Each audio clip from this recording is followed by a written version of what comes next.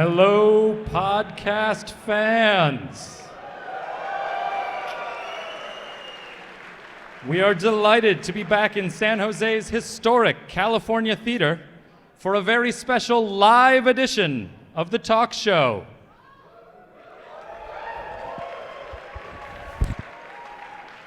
Won't you please make your devices silent, but your voices loud for Mr. John Gruber.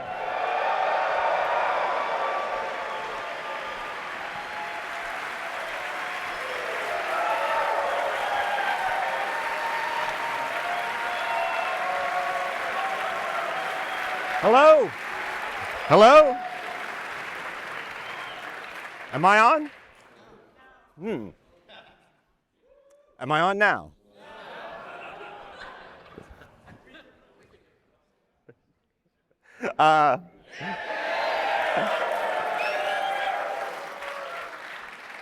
Technology. Never fails. Welcome to the talk show live from WWDC 2023. It is awesome to be back in the California Theater.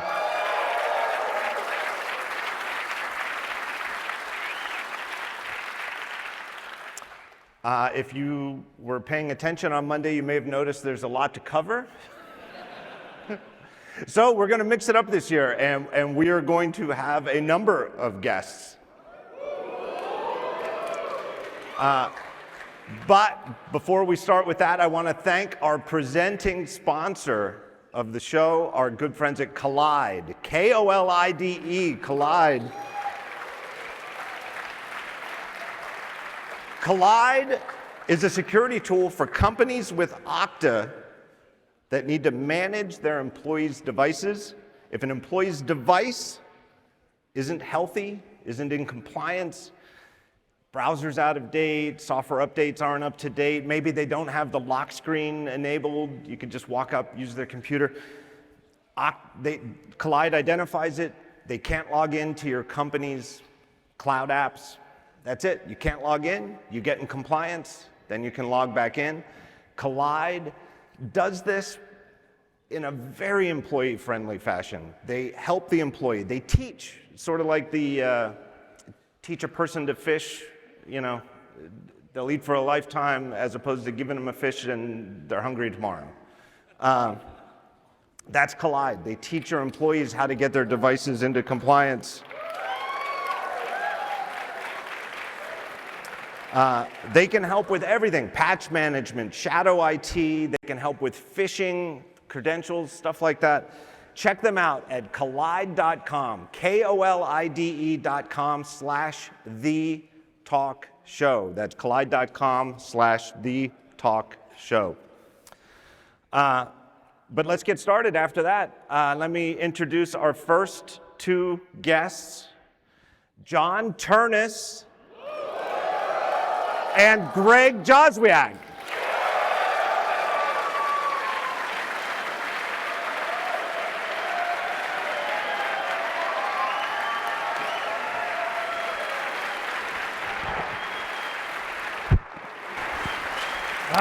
What a week.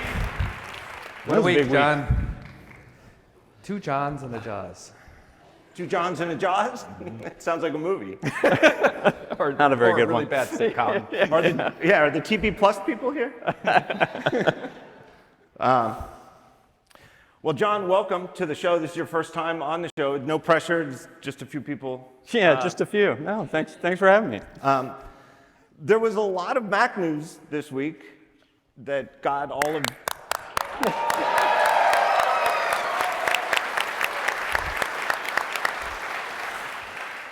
that got all of 13 minutes. But who's in a counting? very crowded keynote. It's hard to get all that into 2 hours. This is why we have the show. I think in order that you guys introduced new Mac hardware at the show, the 15-inch MacBook Air,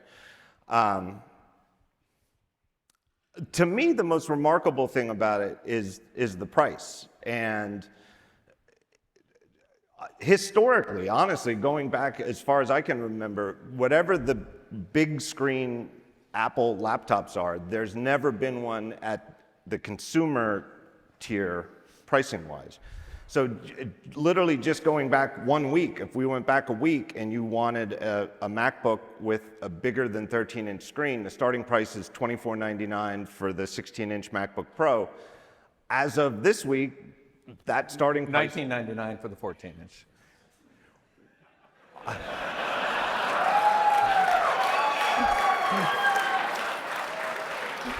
$12.99 for the 13. Just here to keep you honest. Who invited you here?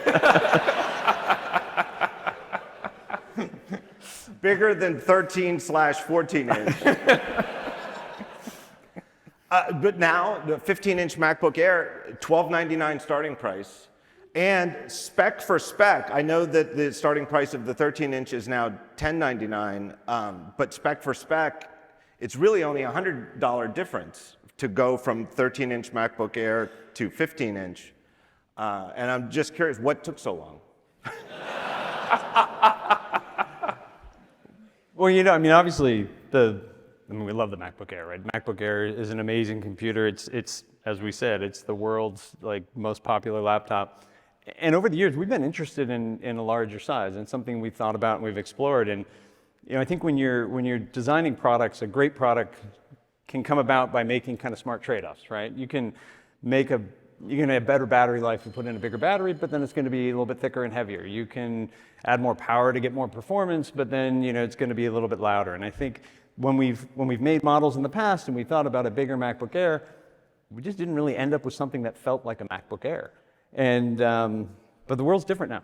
We have Apple Silicon, and Apple Silicon's like a cheat code for system design, right? I mean, we were able to build this system and have all the performance and the battery life, and of course the incredible thin and light design, and it's every inch a MacBook Air. And so, yeah, that's what took so long. We just had to have the right pieces. It's an amazing system. You got your hands on it, Yeah. hopefully the hands on. I've been using it for a while.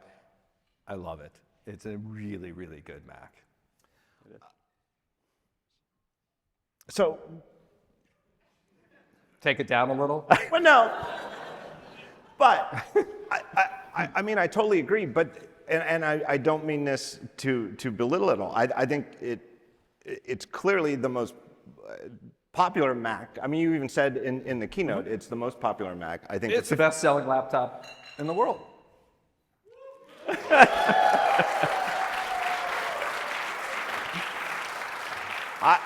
I was going to admonish whoever's spilling their beer. It happens. They're having a But good if we time want out to, there. that's for if sure. we want to And applaud, this is the early show. Wait till we do the late show. but the next computer, but there's not a lot to say about it. It's the MacBook Air you know and love, and it's a bigger size. I honestly thought you if you wanted to condense the keynote further, the part where they just started with a 13-inch MacBook Air and drug the corner up to make it bigger. I just wish that's all it would took to actually build it, right? I'm sure. Could have gone home early that day. That's how we do it in marketing. Yes. Yeah. What's the fuss?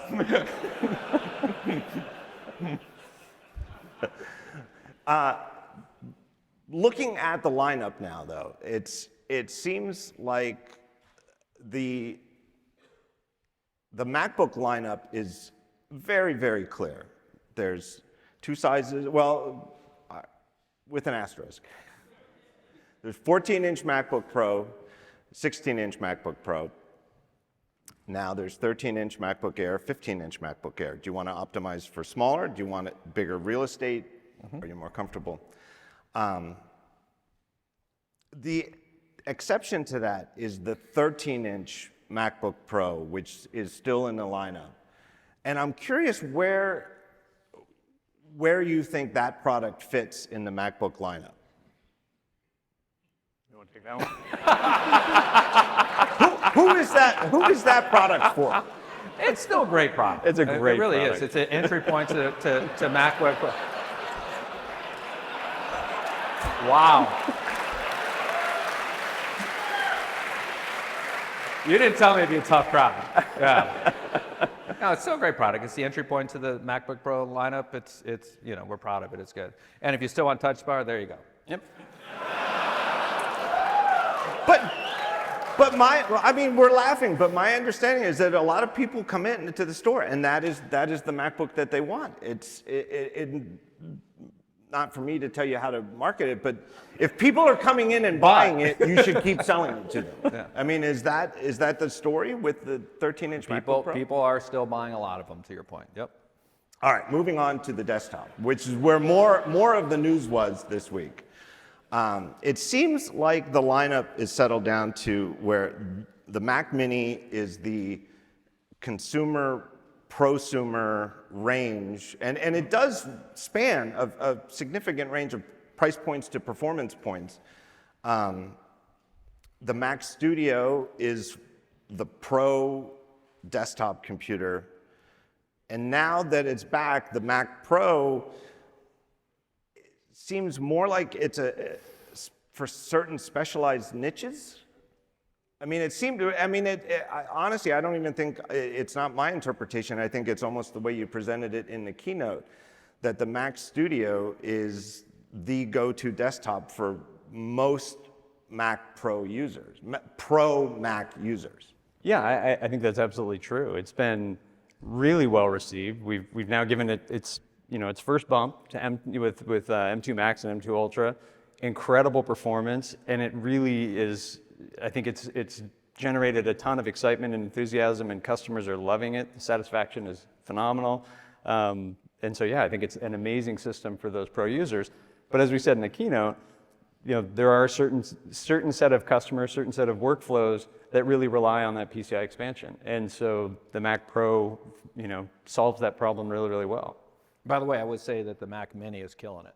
Right, it's even more than you said. It is consumer, it is prosumer, but even pros use it too. And M2 Pro is a huge part of that. But you see it in everywhere, from people's home offices to data centers. It is really, as we position, it's our most versatile Mac. It's used in a lot of places. Yeah, even before the Apple Silicon transition, it seemed to be like a sort of rejuvenation of interest on your part on the Mac Mini.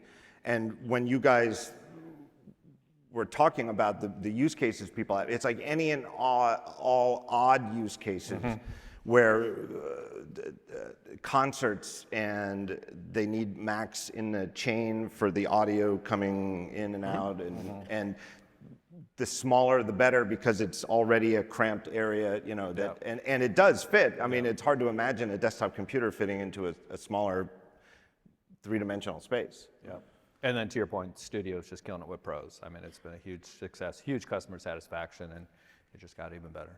I think that on the Mini, it does kind of fit all those little unique use cases. It's also just an amazing, affordable consumer device and a great entry into Apple Silicon. So it's $499. Yeah, it's pretty awesome. So where does this one fit in for the desktop lineup? My question would be, where does the iMac fit in? And I'll to remind people, if anybody hasn't forgotten, that's I believe the only Mac still on M1 generation Apple Silicon. It is. It's M1. iMac is in our DNA. It's all-in-ones. We love all-in-ones. A lot of our customers still love all-in-ones. Apple Silicon revitalized that one as well, right? It allowed us to do the first new design, built around Apple Silicon. It's thin. It's beautiful. That's what I use at home, is my home computer. Well, I use everything, but I use that one too. And I love it. It's whether you're a consumer, again, prosumer, an enthusiast, it's a great system. And how much easier does it get than being an all-in-one? Yeah. And it's still, even with M1, it's fast. Remember, Apple Silicon's fast. I had a rough, maybe first month with the Mac Studio display. Not rough, but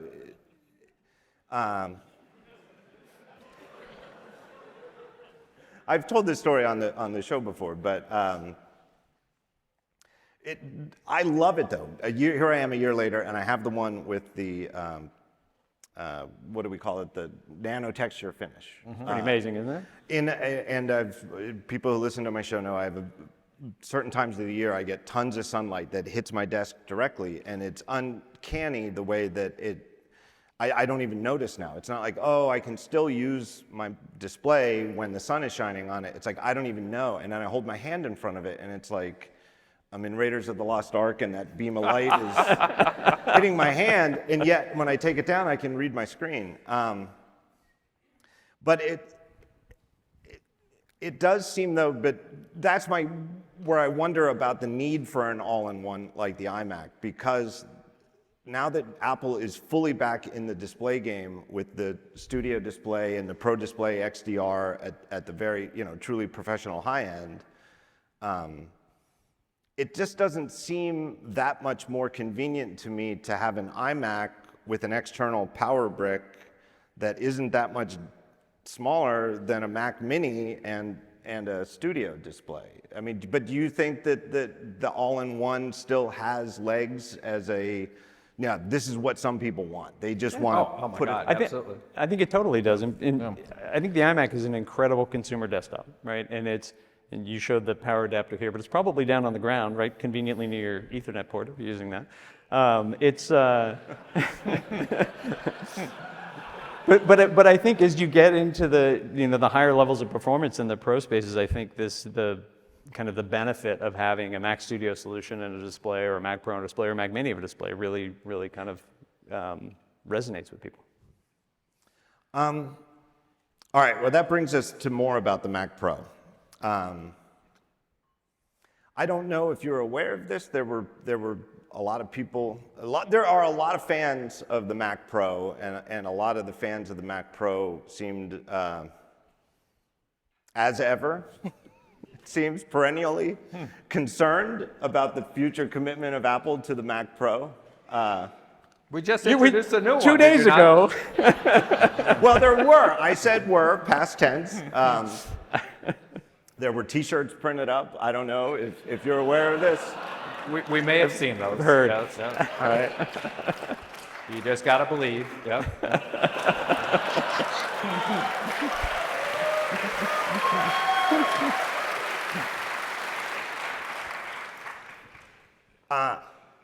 But despite outward appearances, and I do think that if you put a 2019 Mac Pro next to this week's brand new Mac Pro, they're very hard to distinguish from each other from the outside. The ports are a little different. I think there's more ports now. I think more Thunderbolt ports. More Thunderbolt ports. But you kind of have to, in photography they call it pixel peeping. You kind of have to port peep to tell them apart. You'll notice the difference when you're running software, though. I'll guarantee you that. But internally, it seems like a very different beast from the 2019 MacBook Pro, or Mac Pro. And I'll just start with RAM. The 2019 Intel model went all the way up to what still seems like a staggering 1.5 terabytes of RAM, and the new Mac Pro is capped at 192 gigabytes. I almost said megabytes, and that, which really would date me. Gigabytes. And there's other, I mean, that's just, I'll just point to that as one. I mean, that's an 8-fold difference in maximum RAM capacity. And I'm curious, what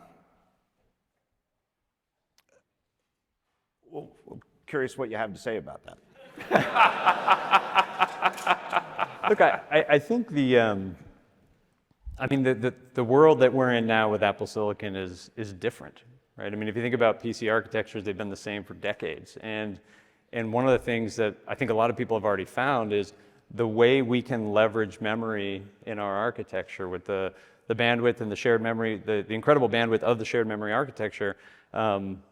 You don't need as much memory for kind of comparable performance as you did in some of those other systems. And so, and with that 192 gigabytes, I mean, you say, yes, it's less than the 1.5 terabytes, but it's way more memory than for the GPU than any GPU ever had before. So a lot of it depends on kind of, you got to take the overall view of the system, look at the workflows, and figure out how you're optimizing for things. Which means, but of course, you could run stuff here.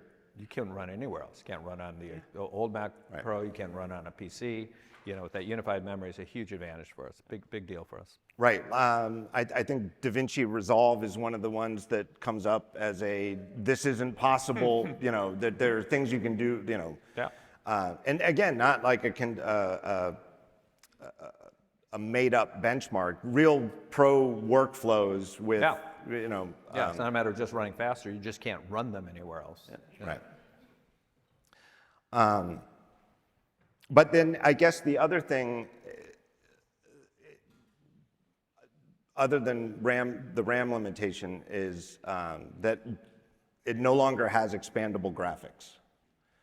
Now, the primary difference between the Mac Pro, which has the M2 Ultra, and a Mac Studio with the M2 Ultra is expandability, right? There's no PCI expansion at all in the Mac Studio because it's a cute little adorable box. It is adorable. It is. Yeah. It really. Who said the cube was a bad form factor? I mean, it's a good shape, right? It's a very nice shape. But even with this PCI expansion, that does not include graphics. And so certainly you clearly didn't design this for nobody. There are people who need this. But graphics is not included. And I'm just curious what some of the use cases, I know one of the examples you guys quoted in the keynote was being able to input 24 streams of 4K video simultaneously. What are some of the other use cases? What is something else where somebody would say, no, I need the Mac Pro, not an M2 Ultra Mac Studio? Well, there's some use cases in audio workflows, some other workflows where just a massive amount of super high-speed storage is really key. And so bringing kind of high-speed storage on PCI can do that and enable things that you'd struggle a bit more to do on a studio.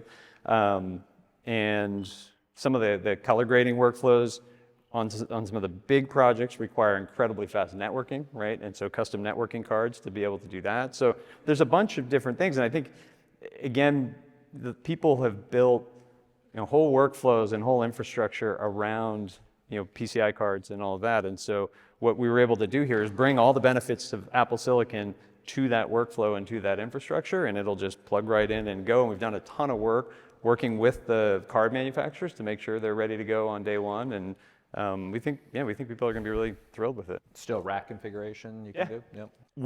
Obviously, industry-wide, the theme of the year clearly is AI and AI training.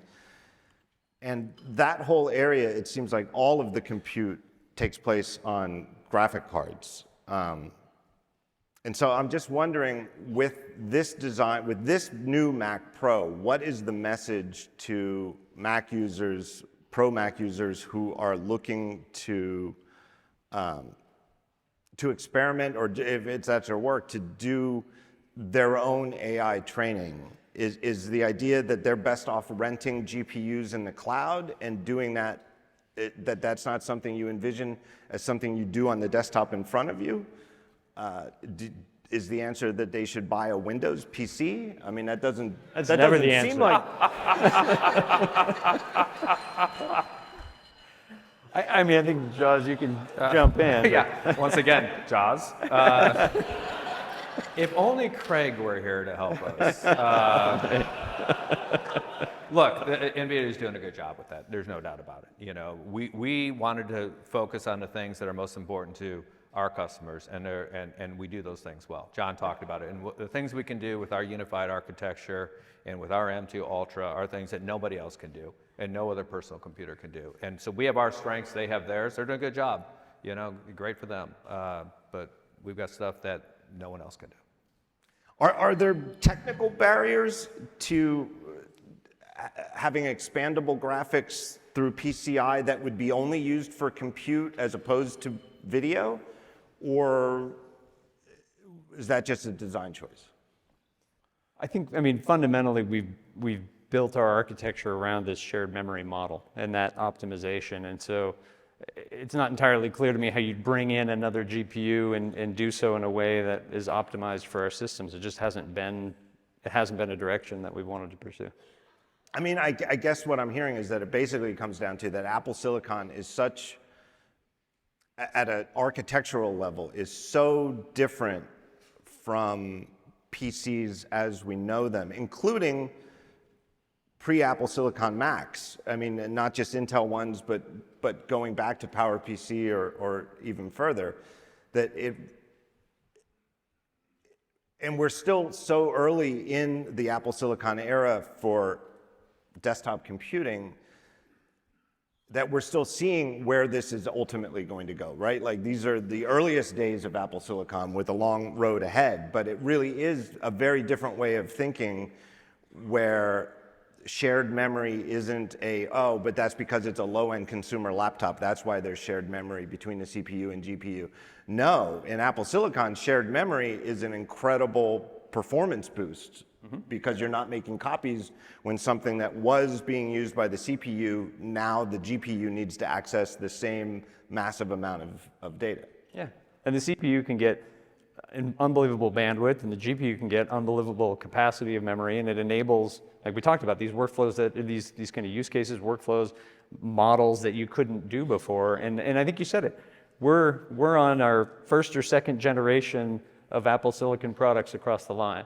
And as we dig in and we work with third-party developers and certainly our internal developers, and we look to drive optimizations, a lot of times when we find performance bottlenecks, sometimes it informs, what we want to do on the silicon. Sometimes it's actually, there's some, fairly straightforward optimizations that we go do, and we see big leaps in performance. And I think a lot of our pro users, have been seeing that in some of these tools. You mentioned DaVinci Resolve and others, where, it's not stagnant. We're getting better and better, even on the same platform as we continue to find these optimizations. Yeah, one of the things, and again, the 13 minutes of keynote time really went by fast, but the numbers are, it takes me back to my youth of hearing numbers like this, like the original Mac Studio with the M1 family of chips was last year, and it's not exactly 12 months, it's more like, I guess, 14 or 15 months, but still, calendar year over year, you're quoting performance improvements of 25% for this, 30% for this, 50% for something. Something got up to 50%, which just seems bananas to me based on the last decade plus of Moore's law coming to an end, for lack of a better term. I mean, performance was growing very slowly. That's one of the reasons we had to make a change, and that's why you see, you're right. I mean, it's 20, 30, 40% improvements year on year, but we still love the improvements of where we were with the previous platform. I mean, we talked about MacBook Airs 12 times faster than the fastest Intel-based MacBook Air we had. That's nuts. That's bananas, right? I mean, that's incredible. So I think, sorry, just one other point on that I think is worth making is, like, for us, one of the reasons why we can do that is because we're looking at this whole thing as a system. It's the software, it's the silicon, it's, we get to, like, look at where we want to go and drive these architectures and these solutions. And so it's not just about, do we have more teraflops, or do we have more this, or do we have more that? It's, can we take that particular workflow, that particular job that someone has to do, and can we make that 30%, 40%, 50% faster? It's really liberating to be able to work together with the team and go after those specific things. I guess just to wrap up this pro segment, I'll just try to speak from the perspective of the Mac Pro fans. And I think that looking at a Mac Pro that obviously has significant expandability features. I mean, Matthew Panzarino was telling me yesterday that some of these PCI cards cost like $5,000, $6,000 each, and people are going to max out all 6 slots. So if you're putting $35,000, $40,000 of PCI cards into a machine, a $6,000 machine actually isn't that high of a starting point. I mean, it's very serious computing needs that these people have. But what if your concern is that what you want is you want Apple to be making the fastest CPUs in personal computing, period, full stop. And I know that Apple Silicon's, at the very highest level, the advantage that it has, the profound advantage that seems to, if anything, only be growing, is performance per watt. And performance at at almost every other tier is also good on its own. It's not just, oh, performance per watt is great and you're gonna get this great efficiency and battery life. But yeah, it's fast, and everything is snappy. But what if what you really want is for Apple to make the race car of computing? Is that still something that you guys are like hungry for? Yeah, and I mean, we kind of touched on it before. You can say you want to make the most performant thing. There's a bunch of different ways to look at that. And, we clearly have examples where we are hands down the most performant solution with M2 Ultra. And so we want to keep pushing on those. We want to find other areas that we can make better. But I don't think we want to get, all hung up on kind of the legacy architecture of how many of this do you have, how many of that do you have, because we're bringing real benefit that's measurable that people can see. All right, now let's talk about some fun, and that's gaming. Yeah. No, I mean, right? Yeah. I mean, why else are you playing games? If We think it's all fun, John.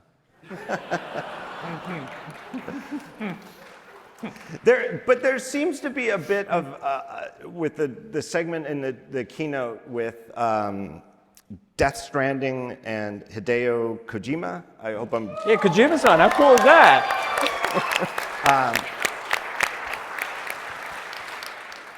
Awesome guy. It looks awesome, and I'm not a serious gamer, but I could tell from my perspective in the audience when he came on stage and all these people started clapping. It's like, oh, he must be somebody.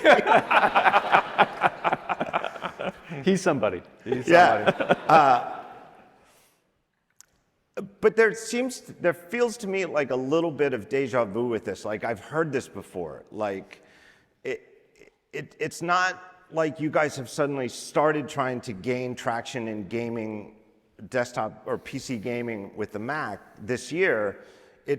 I've heard this before, and other developers with other games have been featured in keynotes. And it almost seems like mysterious to me why,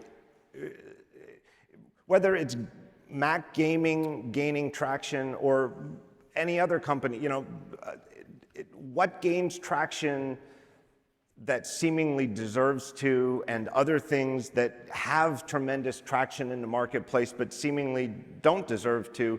It sometimes seems like a mystery, and Mac gaming seems like one of those to me. This shouldn't be a mystery. I mean, the physics have changed substantially.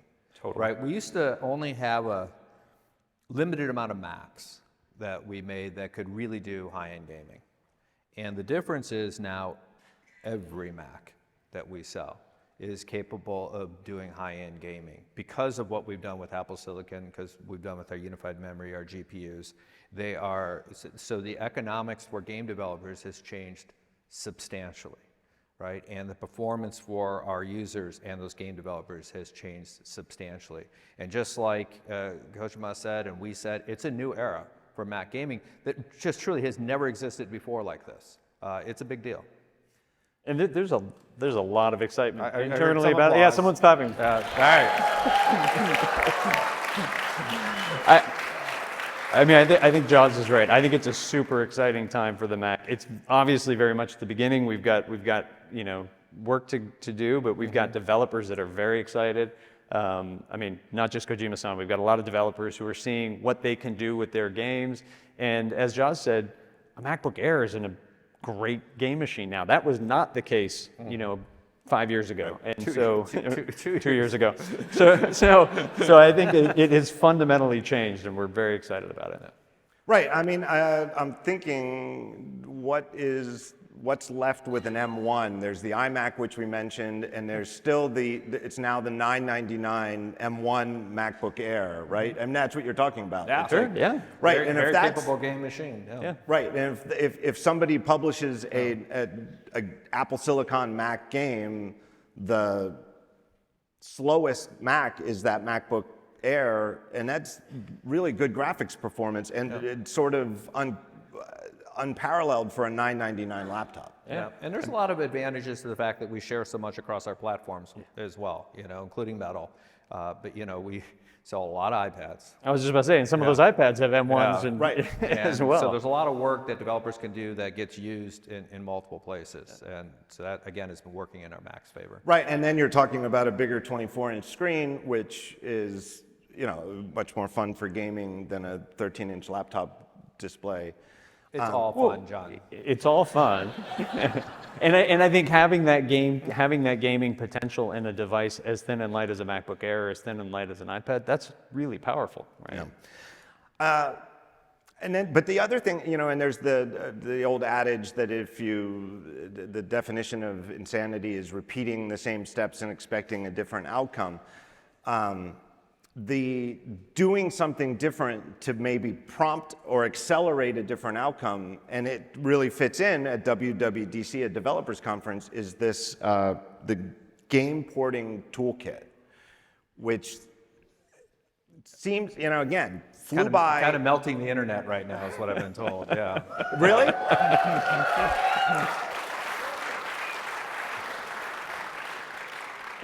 When features fly by in a keynote, especially a packed keynote, it's hard to sometimes tell which ones are, hey, this is really, really cool, but it's, it's just a nice little thing, like better stickers. I'm not putting down the sticker. It's all fun, John. It's all fun. It's all fun. But I don't think anybody cares as much about their stickers as gamers care about games, right? Like nobody really, people identify as gamers. My son would say, yeah, I'm a gamer. I don't think anybody says they're a sticker. Aficionado? I'm a stickerhead, It started here tonight. I mean, people are really into games, and it seems to me like the game porting toolkit is a major, major thing for game developers, and it's sort of a to borrow the if you build it, they will come from the Field of Dreams, where you make a nice ballpark and then dead ghost ball players will show up. It's just like that. But if you and your team spend years making a truly innovative computer architecture with industry-leading silicon and performance and price per performance, you've built it. It's not enough, this is what I'm thinking, to really accelerate Mac gaming to the forefront. And the gaming toolkit is sort of like you're building public transit so that they do come. You'll bring the game developers to this platform. Yeah, I think that's, I certainly hope that's true. I think that, the Apple Silicon story is the foundation to make this possible. It requires a lot of work from a lot of teams, and obviously the software team's been doing some amazing work there. We got game mode, coming on the Mac, and we're, over the past couple of years, the controller support that we've added for gaming has been a really big deal. So yeah, it's just a constant progress. Well, I could talk to you for another hour, but we unfortunately don't have time. You got somebody better. No, nobody's better. But I thank you. Everybody, let's hear it for John Ternus. Thank you.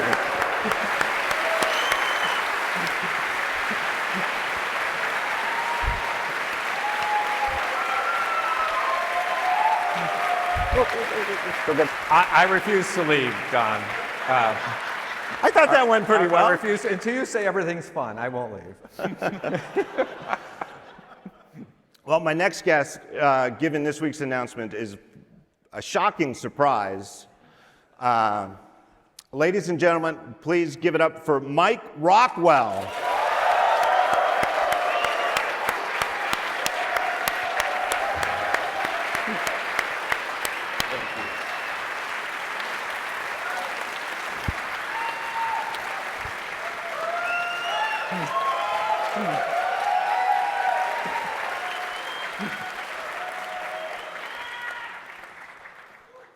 Now, Mike, you were here on stage with me in 2018 at WWDC. That was a very fun show. I believe I was here. I believe you were here. Yeah. I'm on retainer. Yeah. Have you been busy?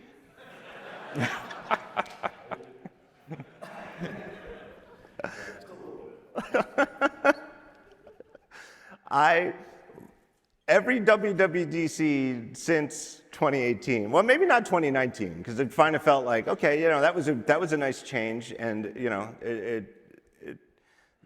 the underlying theme clearly was that Apple is laying a foundation with ARKit at the time for more than just doing AR on a phone or on an iPad. It seemed very clear. It turns out you were.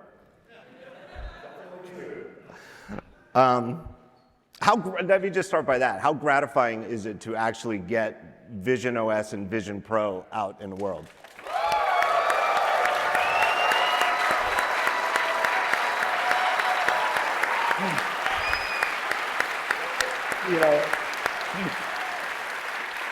So many teams across all of Apple worked so hard for so long to get this product out. It was kind of like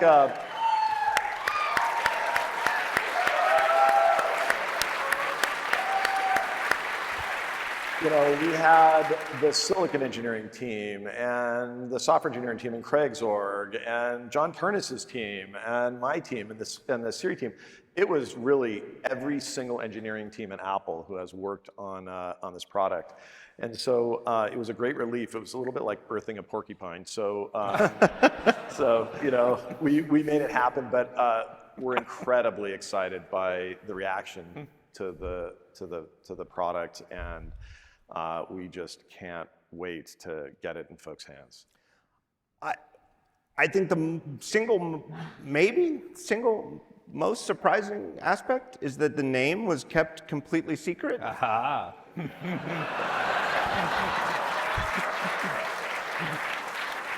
We told no one. I didn't know the name until Monday. We refuse to tell anybody because you don't tell anybody, no one can tell. Right? I'm just waiting, though, for you guys to slip up, because I know that you guys both have years of experience of talking about this product and never mentioning that name. I mean, I feel like I reminded Mike before we got out here, don't say the code name. I know. All I've been saying is code names for the last 8 years, and on Monday, I got the cheat sheet of, okay, now I got to memorize all this stuff and reprogram my brain, but I will try not to screw up tonight. Because one of the, to me, very endearing aspects of Apple's internal culture is that you give everything code names, but then you also treat the code names as secret. And sometimes we have multiple code names because you got to keep you on your toes. We actually have code names for the code names. So you can neither confirm nor deny that it was N301? Apple Vision Pro. Apple Vision Pro.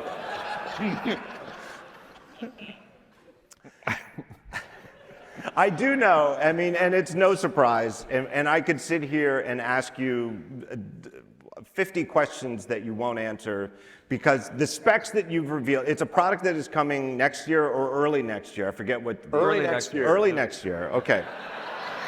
Early next year. Define early.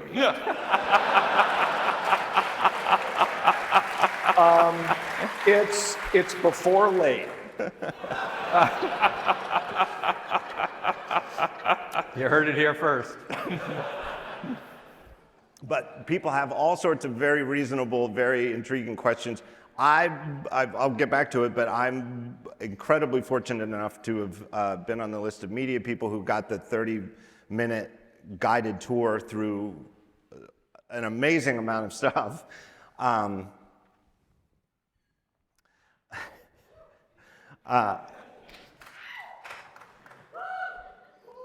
And by the way, that's how you were when you walked out of the demo. A little speechless. I know. I started thinking about it again, and I got lost. I saw Jaws after my demo, and he's like, "What'd you think?" And usually I have an answer to "What'd you think?" and I was like, Yeah, it has that effect on But again, questions about frame rates and maximum nits and all this stuff. If it's not there on the web page, you'll notice, or at least I noticed, there's no tech specs tab yet. And I love that Apple still puts a tech specs tab up on all shipping products, and I think that's great. And so I'm not going to waste time asking frame rate, nits, blah blah blah. Or if you slip up and let some of that out, We have enough of each.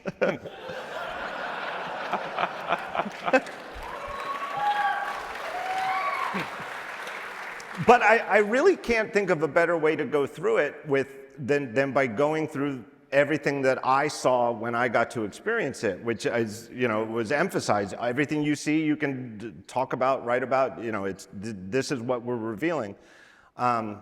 And if we stick to that, I can keep you here for 3 hours. So we gotta go through it. But part of it, the first part was the setup, and it's just the nature of the beast that it is a different sort of setup. But it really wasn't that. It didn't take that long, right? It's primarily eye tracking. Yeah, I mean, the input system is a set of machine learned networks, and we need to know about you a little bit, and not a lot, but just a little bit. So the first thing we want to do is understand a little bit about your hands. So all you have to do is hold them up for just a few seconds, and that's all we need, and then we're able to accurately track your hands for input. And then for eye tracking, we want it to be incredibly precise. So we run you through a little bit of an exercise that you only have to do once when you get the product. It's pretty fast. And it's fast. And once you've done that, you as long as you have the product, you don't have to do it again. You don't have to do it every time you put it on, nothing like that. But once we have those two, then you really now have what you need to start to use the product. It's magic. I mean, you saw it. I mean, I think the first time anybody does it, you're like, wow, it did exactly what it was supposed to do. You look at something, you tap your fingers, and it did it. And Mike's team has been really kind of making sure I have units and all that. And I've used it for months. Every day I use it, I'm like, how does it do that? It's just magic. I mean, it's magic. Well, but there is, at least, I know the software's not finished or anything's finished, but it's almost a cinematic experience with the first run where the eye tracking stuff and there's two phantom hands and you just put your hands to match them, like you said, is against a black background. So you've got the thing on with the light shield and you just see black, and there's these dots that you look at, and then the hands, but then you're done, and then here you are, and it's the world around you, right? And that is, it is a very cinematic sort of, the movie opens with black title cards, and then boom, you're in the movie, and it's like, we agonize over those details, right? We want that experience to be special from the very first second, and the human interface design team did an amazing job designing an absolutely spectacular.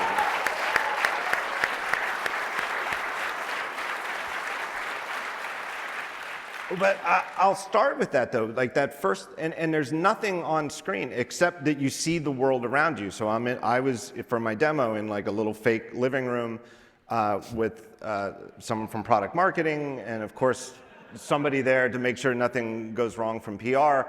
But I'm just looking at the room, and what I didn't expect was that it wasn't like almost exactly what I see with my eyes without the headset on, but it was exactly like, so if I had it on right now and I'm looking at you two and then I lifted it up, nothing changes. There's no change in perspective, no change in how wide, how narrow.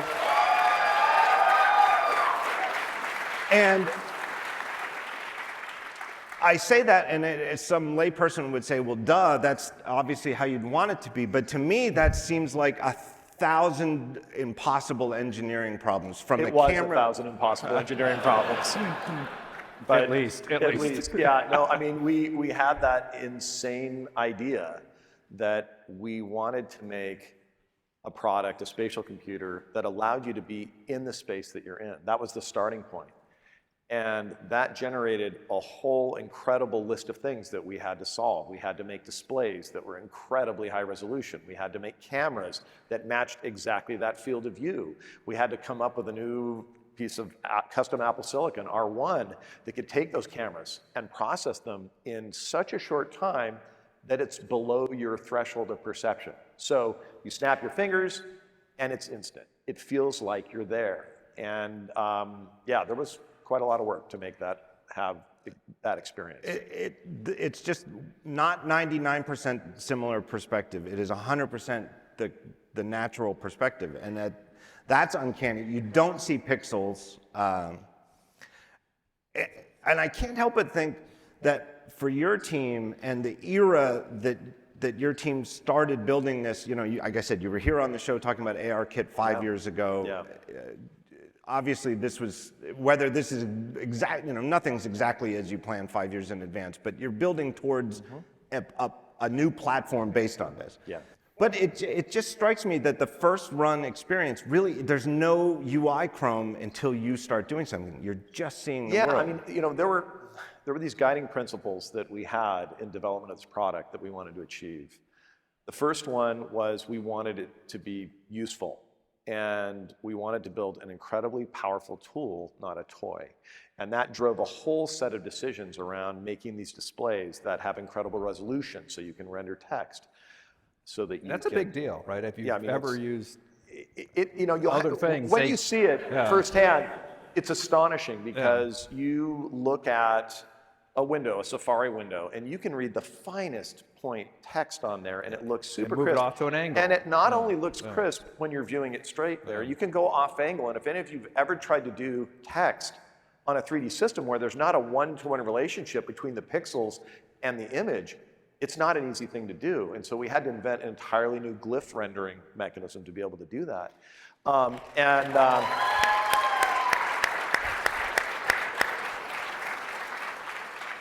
But one of the second most important principles to us was we wanted you to be connected. We wanted this device to not isolate you from anybody that you were with and connect you both in the room and at a distance. And so that drove us to do two incredibly important technologies. One was the ability to do pass-through video at exactly the same resolution, at exactly the right angles, and with great dynamic range, and just looking amazing.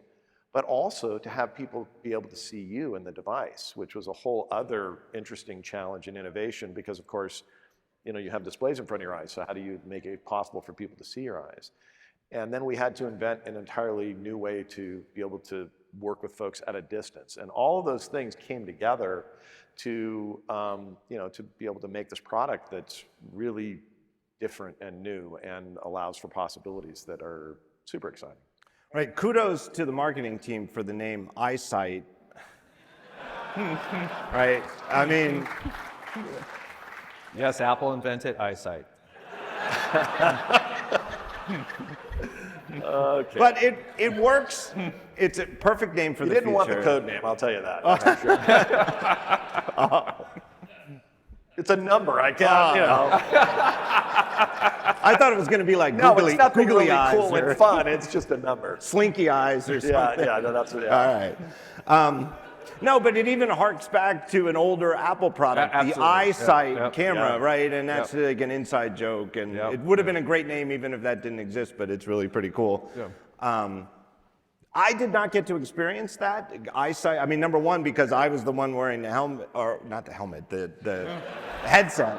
I'm the one wearing it, so I couldn't see myself. I don't even know if it was on yet, and nobody, I didn't get to see that yet. But when that was rumored as one of the features, I was skeptical because I thought, well, what about parallax? Like, it doesn't. I could imagine that you'd make it so that if I'm looking at you straight on, sure, your eyes painted on the front are fine. Yeah. But then I go over here. That does not work if you do it that way. Right. No. And I thought, it looks very strange if you do that.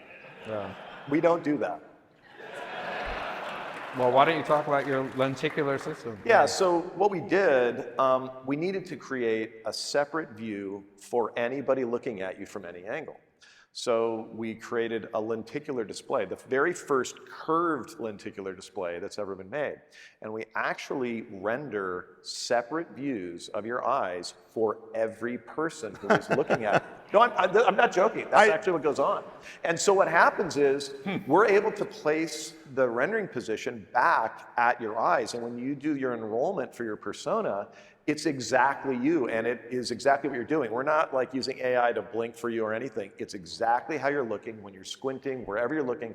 It is what you're doing, and it's instant. The latency is essentially zero.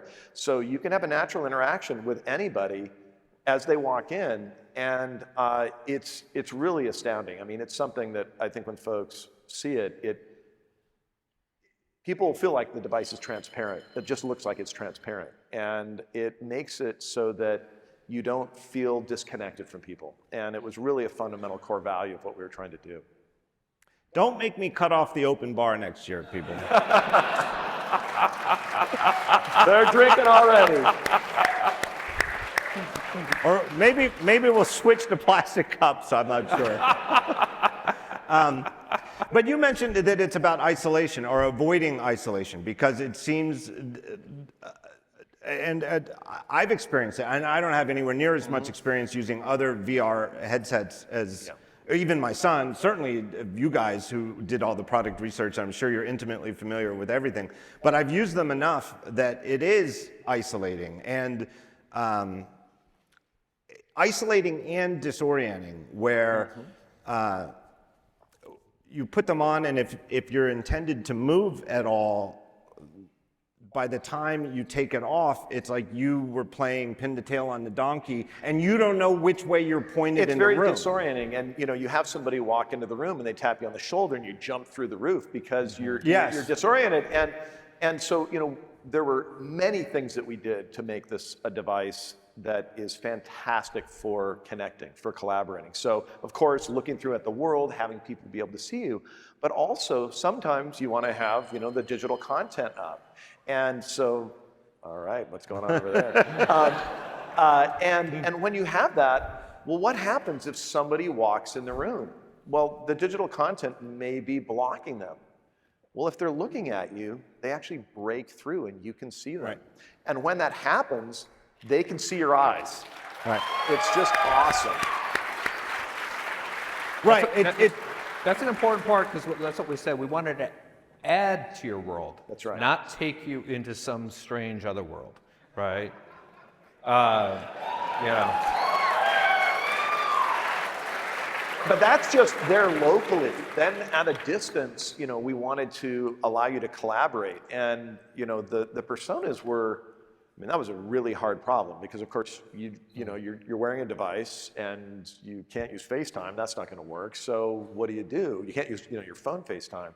So we had to create a really authentic representation of you that you would be happy to interact with folks, at a distance. And that experience is pretty magical. You got to see, kind of the one of the iterations of it. Some of you may not have seen SO2, but turns out that personas don't only have to live in a window. They actually are volumetric. So if you go take a look at the end of that, and you can see a sneak peek of what they're really going to become over time.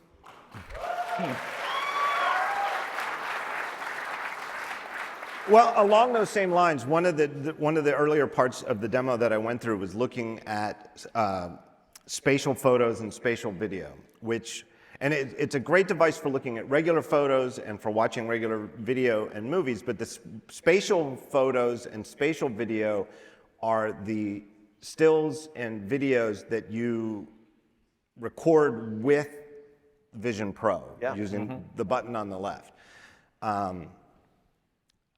And I'm going to keep using the word uncanny, and I mentioned it to you the other day. That we don't like that word. I know. I'm looking for a better word. Yeah, just say awesome would be a good word. Awesome. But I get it. Uncanny Valley is a negative thing, and but it's like the uncanny Spider-Man, though. It's just like, or the amazing. It's wow, because it is. It really didn't feel like looking at photos or a video. It felt like looking at a memory. It feels like you have a time machine.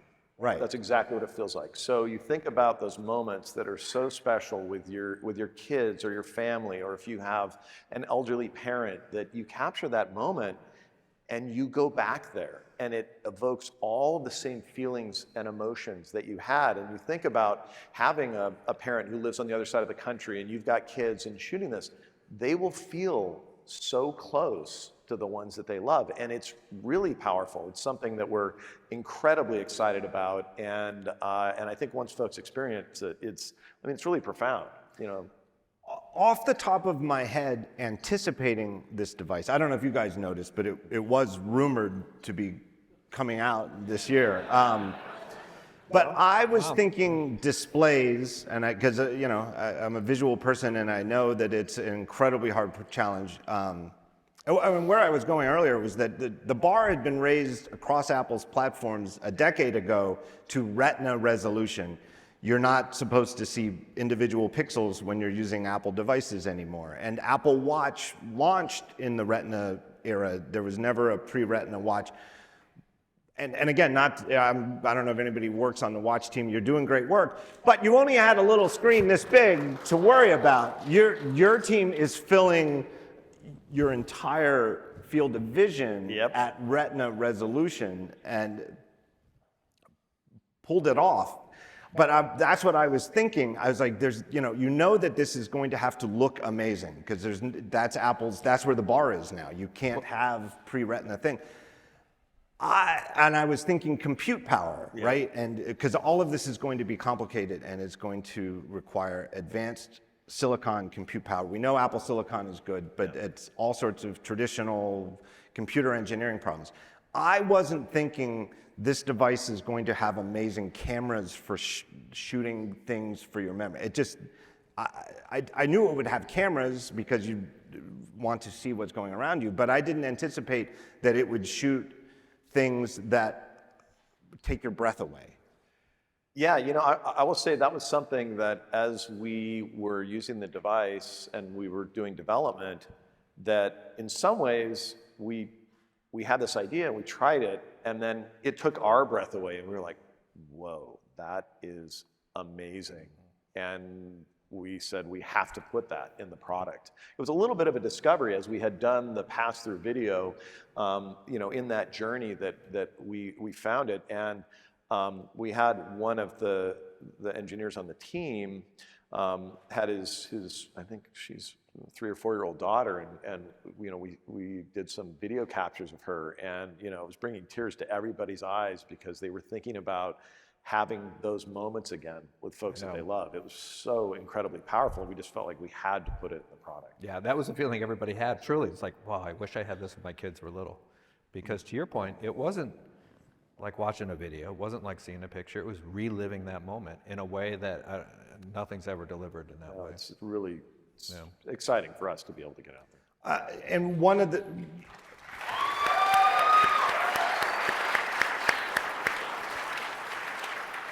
One of the demos I experienced was watching cinematic movies, and Avatar 2, The Way of Water, which of course everybody knows James Cameron is way at his whole career at the forefront of camera technology and shooting in large formats. And when he does 3D, he's doing 3D at like the most extreme level that any Hollywood picture has ever done. It looked amazing. It's the best 3D Hollywood movie experience I've ever seen. I don't like watching movies in 3D usually. I'm one of the people who we were talking about Up, sure. Where I watched Up, and there's that whole opening tearjerker scene with the man and his wife, and I remember that vividly, and it's like 15 minutes. And then we got out of the movie, and I was like, what happened after that?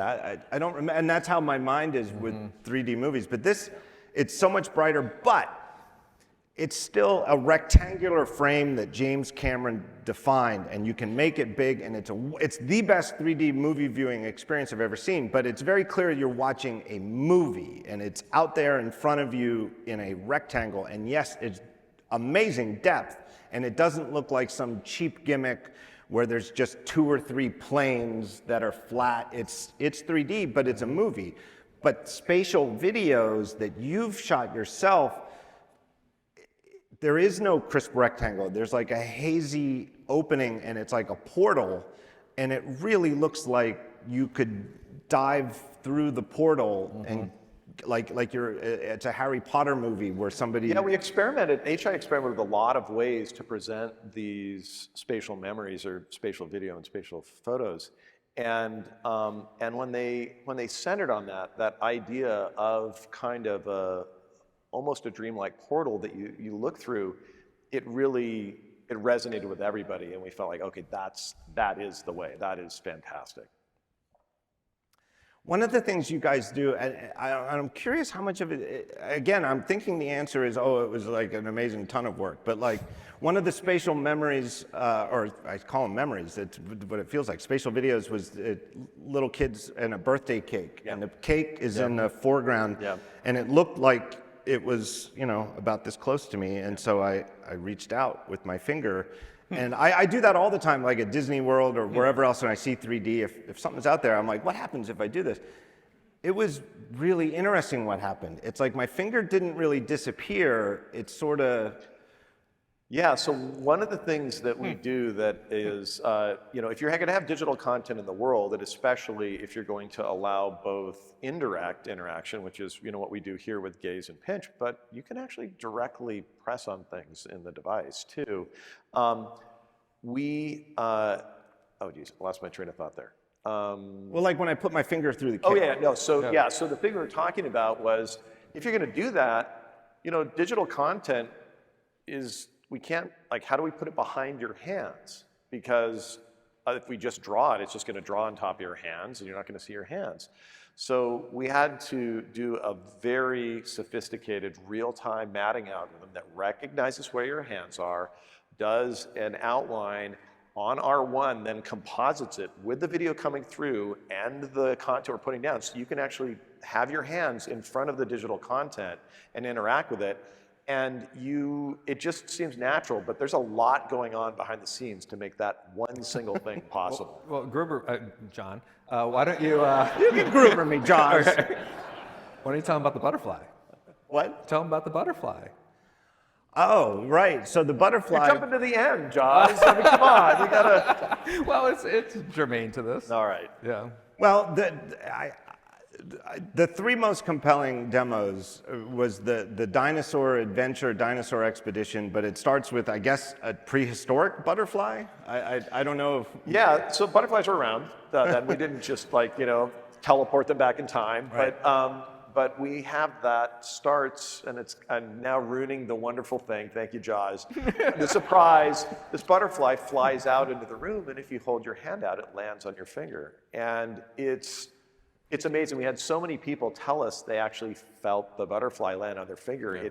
It's that realistic and compelling. And because of our super precise hand tracking and our ability to do the compositing and all the stuff that I've talked about, it just feels like it's there. Dude. It's so freaking cool. Right, because it's like your brain is a prediction engine, and one of the reasons we feel like we perceive everything in real time is that our brain is constantly, in all sorts of senses, anticipating. And so when your brain sees this butterfly about to land, it feels it. It like tells the finger, get ready. Yeah. You're going to feel a weird tickle. Yeah. Well, we won't break all of the secrets out on that one. Well, it's definitely worth. People are going to talk. Okay. Yeah. So the dinosaur does come out of the portal into your room, and it's one of, I think it's a pretty amazing AR experience if you can comment on it. It truly is. I mean, and again, when the dinosaur comes out, and 8, 9, 10 feet tall, certainly a lot bigger than me, and looked dangerous. It's so realistic, though, that even cynical me, who's not going to pretend to be freaked out during professional press demo of a new tech product. It's like there's a part of my brain going like, what are you doing? What are you doing? And that lizard brain's thing is saying, am I going to get eaten? Right. It's like if you told me, that Apple had invented a new kind of cookware and you can put a pan on a hot stove and just let it run, and then you're like, here, go ahead, put your hand on it. Yeah. I'd be like, I don't know. No. And there's a part of my brain. It's glowing red. We're telling you, Yeah. There's a part of my brain that was like, are you really going to get this close to this dinosaur? And it's really, really compelling. And you see that in a bit in the keynote, and that kind of makes me think, one of the things I wanted to make sure I got out tonight is, we had a lot of people ask us about what they were seeing in the keynote, was it real, right? Because look, one of the challenges we had in making the video is the fact we have to take this incredible spatial experience and try to translate it onto a 2D screen.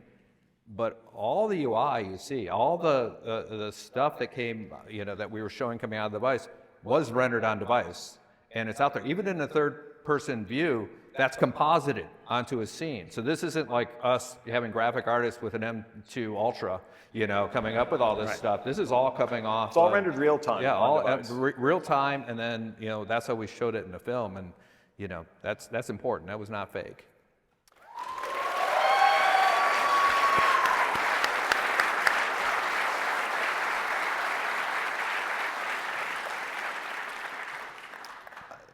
I'm trying to think of another adjective or another synonym for uncanny. Whatever that synonym is, the part that to me it just and I kept trying to break it or trick it was best I can describe it is the stability of things in your environment when you're using Vision Pro is 100%. So if you've set up, like in my demo, I think it was Messages, Safari, and Photos, 3 windows, make them each bigger than any display I've ever owned in a carousel around me, and no matter what I did or look at, they stay as completely stable in the space around me as my actual studio display on my desk, right? And in the way that my brain, you don't think about it, but you just expect that if you're at your desk and you turn around to talk to somebody and then you come back, that your display is going to be literally exactly where it was, and you'd be freaked out if it was moved. But no other, we laugh, but no other AR experience that I've ever seen has that sort of stability. I mean, they get good, and hopefully all shipping products get it close, but not 100% stable. And I'm just blown away by that.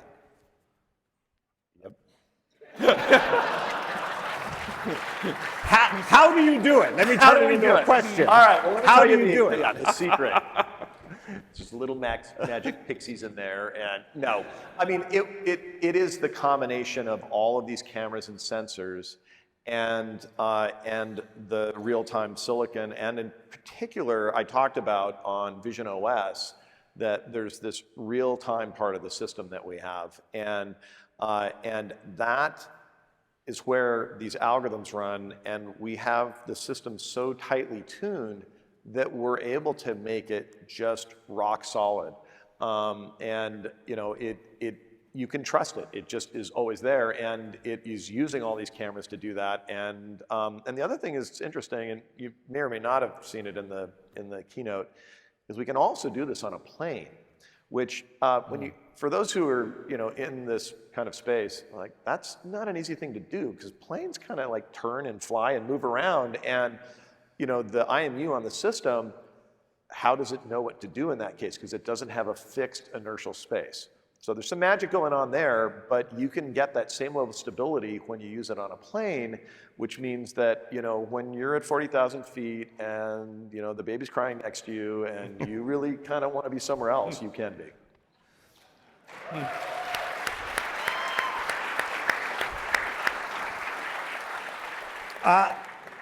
My last question would be, or nearly last question. I guess the time is.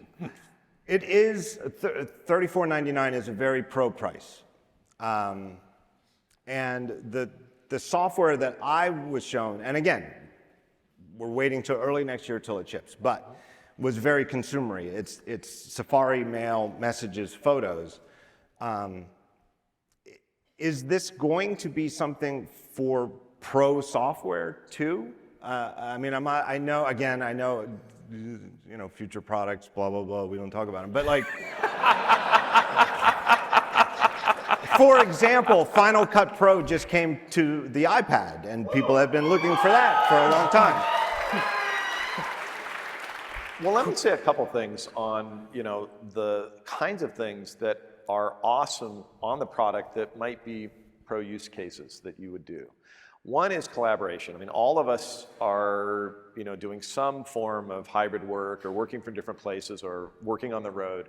And this product has superpowers for doing that because you can create the perfect environment for you to work. And I know many of you have been on, WebExes or Zoom calls, and somebody's presenting something, and what you see is a bunch of people in a conference room, and they're all about one little tiny thing, and so you get like 1 pixel per person. When you have this, Vision Pro, that can be a massive window, and you can have the presentation, and you can be working with folks in that way. And it's pretty amazing. The other thing is you take something like Freeform, which is a fantastic collaboration app, and when you share it inside of Vision Pro, you are able to have multiple people go up and work on it. It really is like you're in the same room. So you start to think about collaboration use cases. Then the last thing is, we talked about bringing the monitor from your Mac into here. So let's say you've got a MacBook Air, one of the with the smaller screen, not the new one that's awesome, but well, they're all awesome. We love them all. Now Jaws is gonna cattle prod me. They're all fun. They're all awesome. We love them all. But you have one with a smaller screen and you're on the road, you can now take that and have a 4K monitor, and you might be running Final Cut Pro, or you might even have a Mac Studio that you've taken with you, and now you can have a massive monitor and be running Final Cut Pro with 20, what is it, how many 8K streams? 22 8K streams? 22 8K streams. Yeah, running, and you see that inside of Vision Pro. And by the way, you've also got iPad and iOS apps that can run in here too, unchanged. You can bring those down, and it's amazing when you take an iPad app that's used for some professional use case, and you now have it on a large screen. So all of those can coexist in here, and you think about creating the perfect space for productivity, this device is able to do it. So we showed you a lot of cases that are fantastic for consumers, but it is a super powered device for somebody who is trying to get work done. And I guess John, let me just add a little bit to it, because it's no accident we did this at WWDC, right? It's a developer conference, right? Yeah. This is the idea. Is just like our opening video, where the thought bubbles, go above developers' heads and they chase those ideas. That's what we want to start here. And you even saw a taste of it. I mean, Susan Prescott in her section showed, PTC doing that car, that Alfa Romeo car. I'm telling you, when you see that in headset, you swear to God it's real. I mean, to the point where, because you can get in it, right? You can get in it and you're like, why is it not supporting my back? They haven't, Mike's working on that part. It's just unbelievable stuff, or that assembly line that you put in your room. I mean, things, remember, don't have to be in Windows. It's great that a lot of apps work in Windows, and it's amazing, and that's, those all work, and like Mike said, we'll have hundreds of thousands of things that work today that'll go in here, and Microsoft even brought their stuff over. People are excited, but stuff doesn't have to live in Windows. You saw the MindfulOS app, and that's a nice one because it shows you that digital content can be all around you. It can be anywhere. It doesn't have to be put in a rectangle. So we're pretty excited about where it's going to go. We've already had a lot of enterprises already expressing interest. They think this is pretty cool. And we've made this platform extremely easy for folks to develop for. I mean, we put an immense amount of effort in there for developers. So if you're an iOS developer,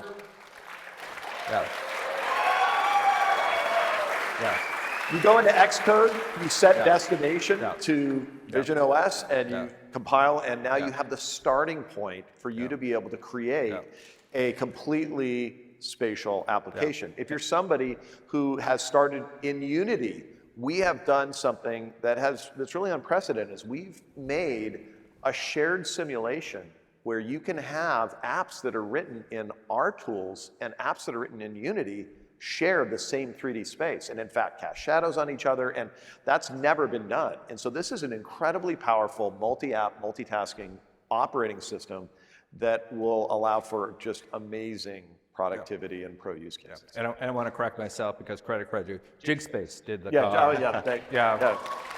Sorry. No one had to text me that. PTC did the assembly line. So great developers, great job. And what I'm hearing here is I think Have Chick's another face just drink. left. Is one thing I couldn't gauge from 30 minutes with it is how precise input tracking can be with just your fingers. But it sounds to me like you get the hang of it and you really get past something like, look, just a fundamental introduction demo for you today to, no, you can be very precise in there. I saw one of the videos you guys did where somebody was handwriting and— Oh yeah, no, it can be incredibly precise. The hand tracking is just very, very precise. Not going to quote the numbers here because I'll get in trouble. But we had to do that because we didn't want your hands to require you to hold controllers, and that is unbelievably freeing because now you can actually use input devices that you might use for productivity for other things, like a keyboard and a trackpad. You can look at your phone, you can look at your watch, all while you're using the device. All the things that you're used to doing, you're not prevented from doing those things. And it's very, very precise. You can do, and when you use freeform in there, you'll see just how precise. You can do drawing. Somebody from the freeform team is here. Well, I told John I could talk his ear off for a lot longer. I could talk your ear about this off a lot longer. But it is time to move on. Mike, congratulations. Let me just say that.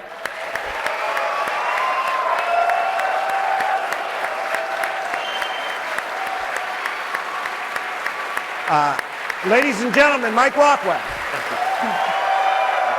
Thank you. Oh, guys, oops. There you go. Sorry, once again, I'm not leaving. We're running a little long. I think it's going pretty well. Don't you think? It's having fun. All right. Everything is fun, John.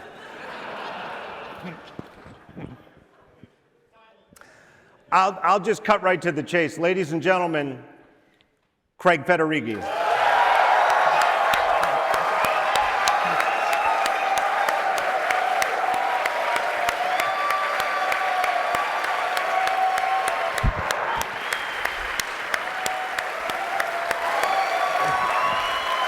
Thank you.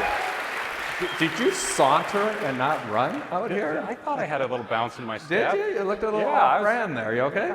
Kind of excited about this whole Vision Pro thing. It's really kind of great. Got me a little pumped. Yeah. Well, the fun part's over. Here comes. I kid. I have to ask though, what's it like not to be the star at WWDC? It's okay. Wow. It's okay. Wow. Yeah. Wow. Well, your run of 8 shows ended really kind of abruptly. It didn't really did. Yeah, That was yeah, it. That was it. Yeah. Yeah. No, it's all right. Team, feel pretty good about it. Team playing. Team, I guess so. It's very exciting. Do not watch the WWDC. keynote. He's in it for like an hour and 20 minutes. Right. By duration alone. Is that really it? Yeah. That's all anyone was talking about, really. I think when the show ended, they were like, You're still a star to me, Craig. oh, Joss. All right. Well, let me just start. Yeah, let's move on. It's ducking great to see you. Oh, thank you, sir.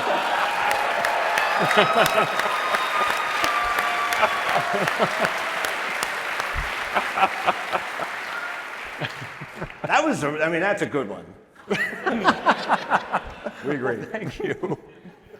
But we are. I mentioned it before when John was out here that we're going through industry-wide, worldwide, an AI moment, right? Something is leveled up. Something is different on this front than before. And your ducking joke was in the context of something. That's true. A feature everybody uses, right? And Yeah.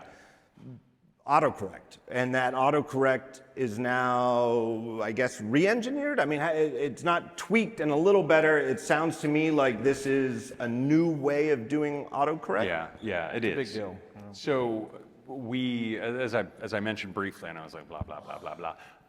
Where's Vision Pro, blah, blah.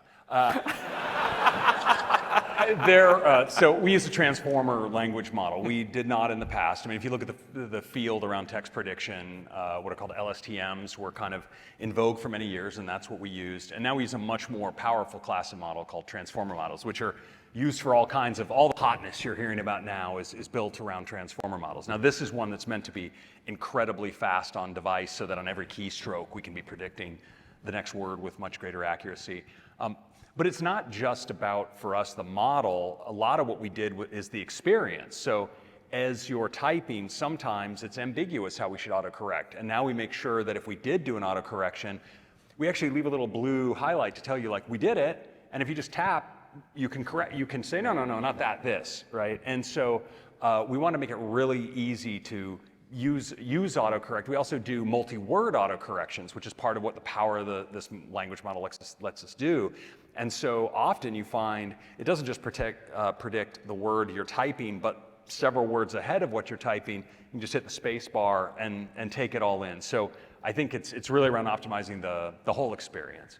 But I think your broader question about AI, I mean, I don't know, we didn't say, I don't know if we said the words AI during the talk, and we certainly didn't say it much in the Vision Pro thing, but everything you guys were just talking about, all the magic that makes that experience happen is because of amazing work with machine learning. I mean, the fact it can see your hands, the fact your hands are properly matted with respect to the images behind it and the windows, the fact it's tracking your eyes, all of this is machine learning. And I think for us, it's the experience that is the headline, and the technology is all in support of that. Right, it's sort of like, Sure.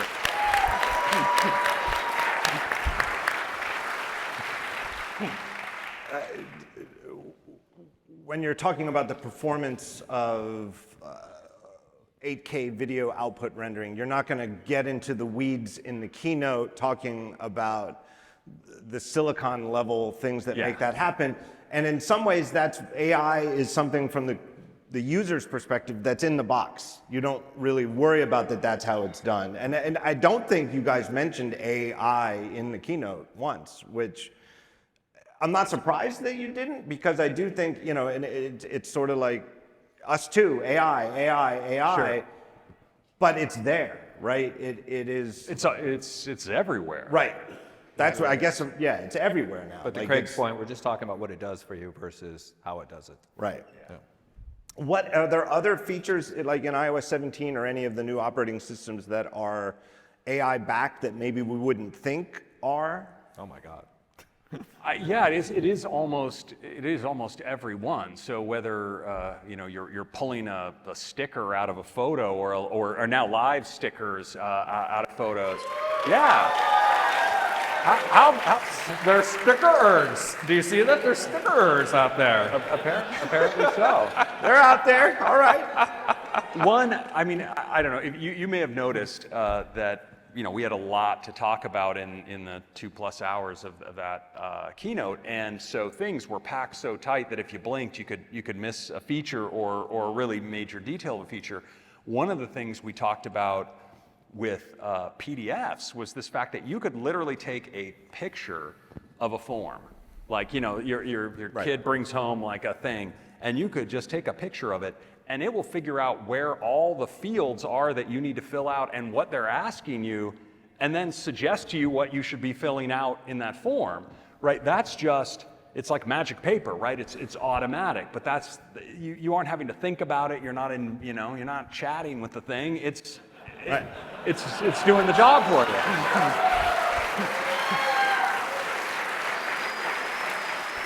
By the way, another cool one was even before the conference, right? We did personal voice, which went over very well for us. That's right. Yeah.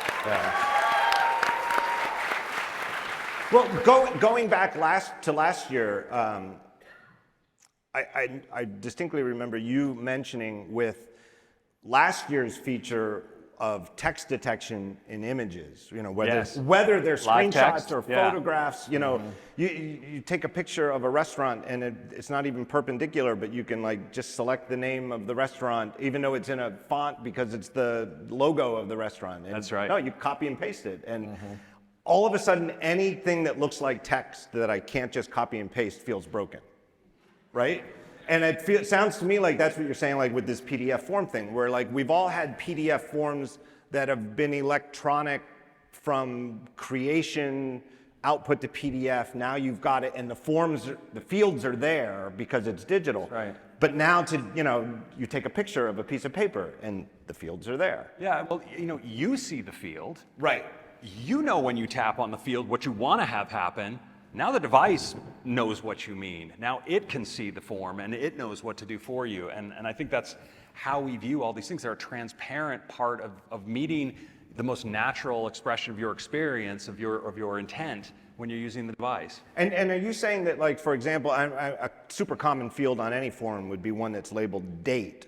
And so if there's a field labeled date, it might already prompt you like today's date? Yeah, and first name, last name, Right. credit card, it'll give away your social security number. I mean, all the stuff is just...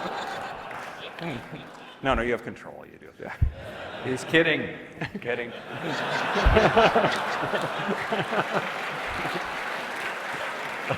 Well, but speaking... Privacy is a fundamental human right.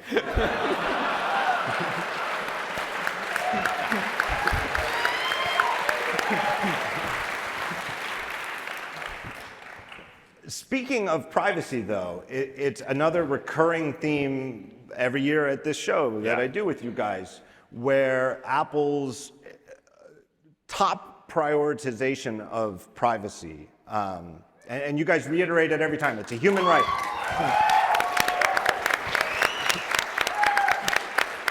But going back in time like a decade to before AI, when it was the shift towards cloud computing, and the knock was, well, all of these companies that are the leaders in cloud computing are the ones that aren't as focused on privacy, and that's why Apple might be behind. And now, years ago, I think iCloud is invisible at this point, which is the biggest compliment that I can pay to it. Exactly. And and you said it, and we talked about differential privacy several years ago, and you really amazed me with the math off the top of your head. I'm like, I didn't tell him to prepare for that question, and it's still there.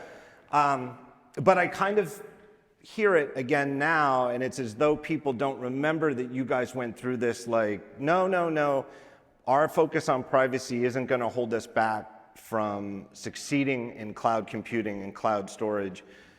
And I feel like the knock now is that Apple's focus on,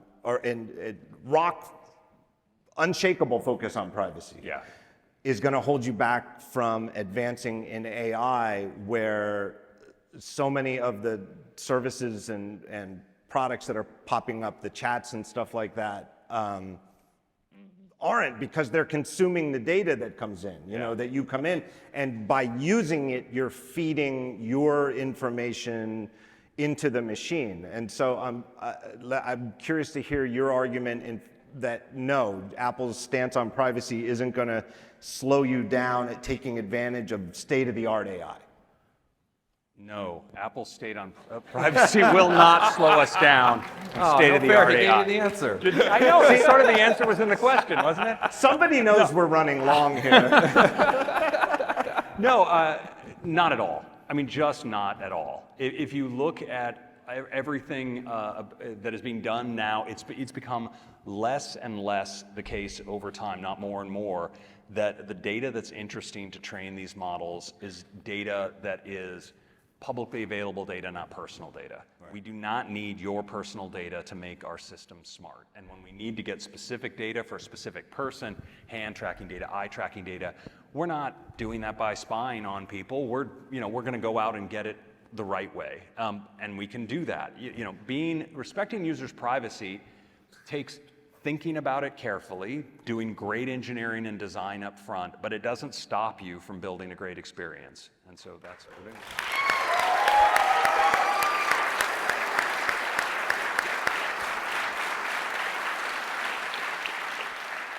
And I think one of the things that makes you guys hard for people to guess where you are is that you hold your fire until you're ready. And you're not coming out with stuff. Like, for example, let's just say you're a company that already makes VR headset type things, and everybody thinks next Monday your biggest computer rival company is going to come out with a big new VR headset type thing. And you're like, well, let's just tell them what we're going to come out with in September. Like,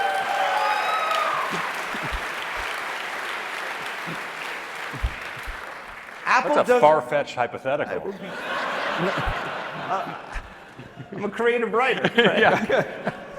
But Apple doesn't do that. I was going to say Apple doesn't seem to do that, but Apple doesn't do that. And so if the whole industry, starting like late last year, and it's AI this and AI chat that, and language models and language and training these massive things that are extremely computationally expensive, and it is, only the biggest companies can possibly fund.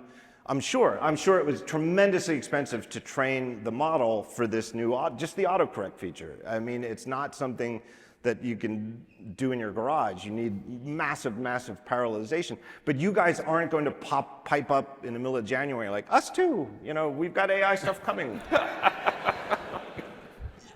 You wait till you can put them in features. The point is to get it right? And I think it's, there are a lot of exciting kind of experiments being carried on in public and a lot of press releases being done. But for us, it is deliver the experience.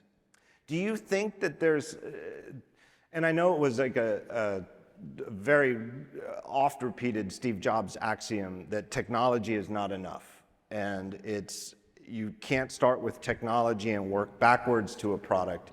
You've got to start with a vision for a product, and then if parts of it can't be realized, then you invent technology to realize 100%. That part of it. And is that sort of where people are distracted by AI at the moment, where the technology itself is amazing? I mean, there's no doubt about it.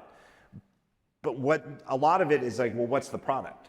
Yeah, I mean, this is not a new dynamic in our industry, right? If you look at any area of technology, I think what we've seen is whether it was the microprocessor, bitmap displays, touch technology, the internet, all of these things in the end had a lot of experimentation going on in public, and then in the end were great areas for Apple to figure out the right way to deliver compelling customer value out of these things.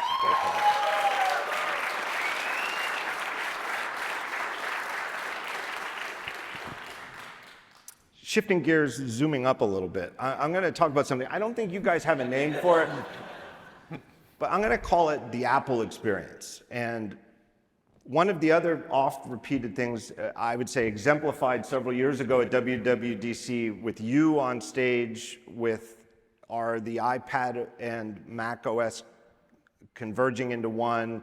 No, right? It's one of my favorite slides of all time. Big no. Had a big period. It was, yes. Made a big thud, dust dropped up.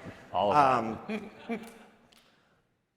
But there is an overarching Apple experience that these multiple platforms, the Mac is the Mac, iPad is iPad. I mean, and I think as the years have gone by with the forking of iOS to iOS and iPadOS is justifying that more and more each year as a distinct, aside from screen, take the biggest iPhone and the iPad mini, where they're as close as they can get screen size, it feels different. They feel like different platforms.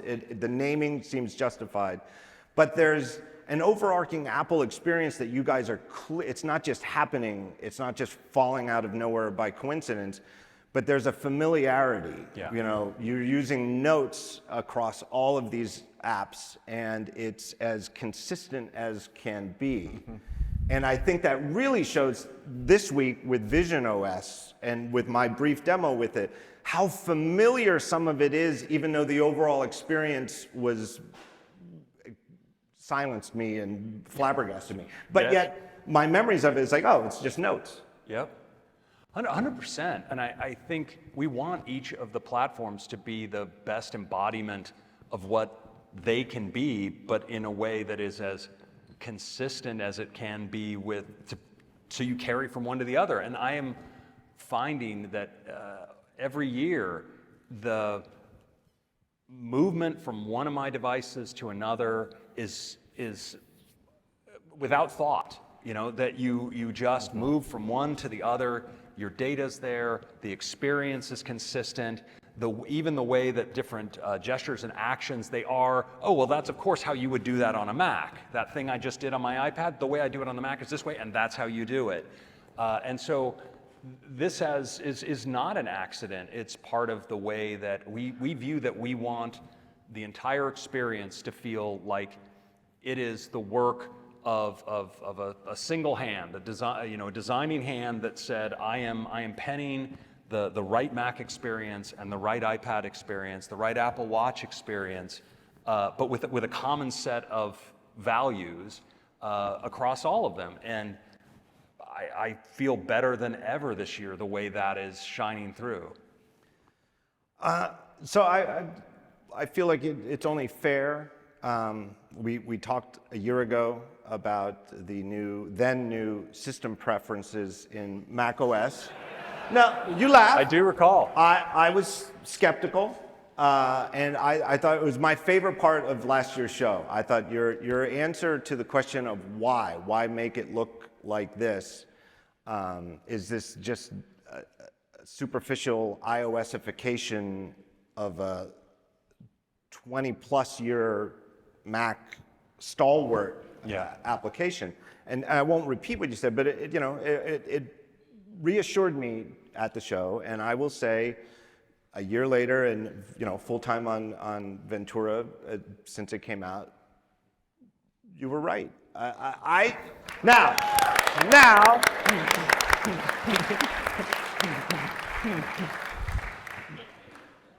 Just the Mac itself, do I love it?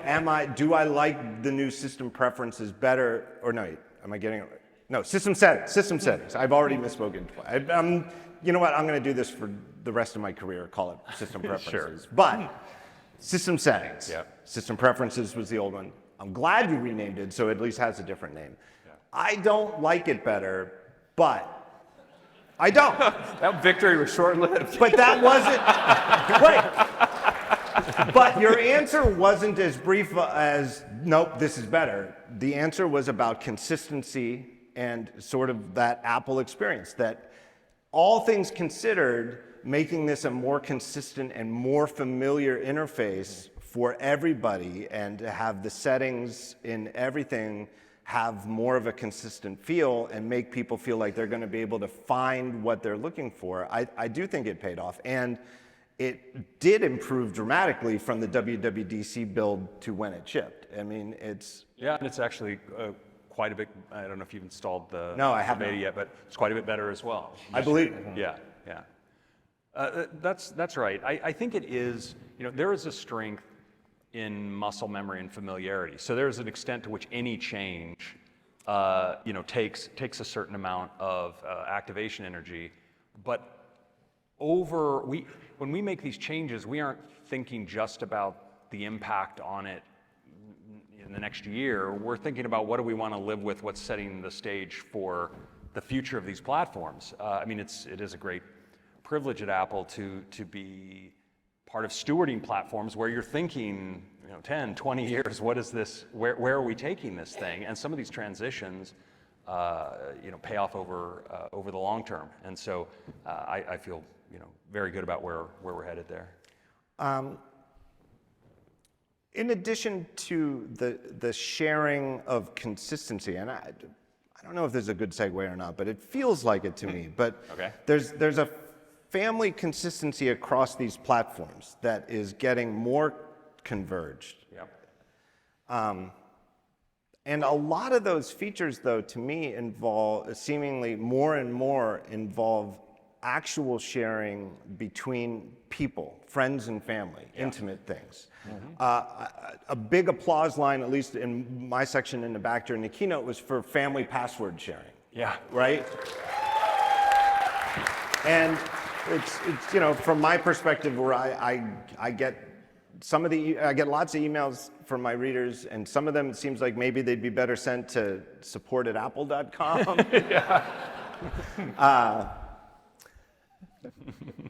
But one of the, but as the system and iCloud's syncing of passwords has gotten better and better with each year, and it's it's very obvious how built-in good password security, pass keys. That's right. The built-in support for the authenticator code, which is sort of a generation behind pass keys moving forward, but that is built in, and it autofills in Safari and all this stuff. One of the things that I've gotten from so many people is that is also great, but I need to share a bunch of really important passwords with my wife, or with my kids, or with my, whoever it is who you're sharing something as intimate as banking passwords or something like that. And so long as we're using some other product that has it, we're going to keep everything there until it does. This seems like a real, it's, again, one slide flying by on Monday, but I know that it's going to change the password story. There's a lot of people who are already like, yeah, I can't wait for the fall. I'm going to go all in with this. Yeah, 100%. And of course, it's all backed by end-to-end encrypted storage on iCloud. So when you are sharing with your spouse or with your roommates, that is every bit as secure as it is between your own devices. And so we engineered it the right way. Apple is not a social network company, like with a capital S and a capital N. There are companies, they make movies called The Social Network, and maybe they're similar culturally to the sort of companies that would pre-announce headsets because they're anxious. But lowercase s, lowercase n, social network, it really feels like a lot more each year. More features across these platforms are involved with your users' literal social network, their spouse, their kids, their friends, their core friends. And I think from the people I know, it just seems to me like more and more people, when they're sharing things like photos and videos from a vacation, they're doing it privately, whether it's in iMessage or WhatsApp or anything else, but that it's siloed from the public internet completely, and in a channel that is just get through end-to-end encryption just between the people. And I think that gets undervalued out there because it's not a social network with the trademark after it that makes billions of dollars in ad revenue. It's just literally building features around the actual social fabric of people's lives. Well, we had that this year, right? New features around AirDrop, name drop, you Right. know, doing just what you said, right? Make that easier, better, and because we all do that, right? And I think it's pretty cool. Right, and it ties into the launch of VisionOS, and with so many of these day one features of VisionOS being about avoiding isolation. That's right. Whether, again, the two-way, like two sides of the same coin, eyesight for people to see that you're paying attention to them, and breakthrough so that when you're in there, somebody comes by, you don't jump out of your seat when they tap you on the shoulder. I think our focus is on your real close and meaningful relationships, people that are actually your friends. And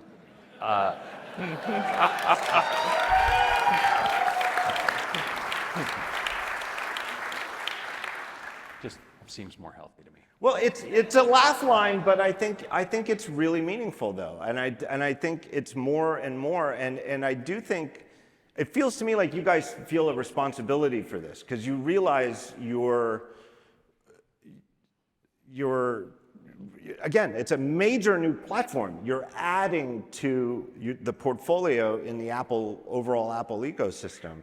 Yeah, I mean, it's trite to say at this point, but we really do build the products we want for ourselves and for our families and for the people we care about. And the features we build are in part because we know how meaningful they would be. We want to put something out there that is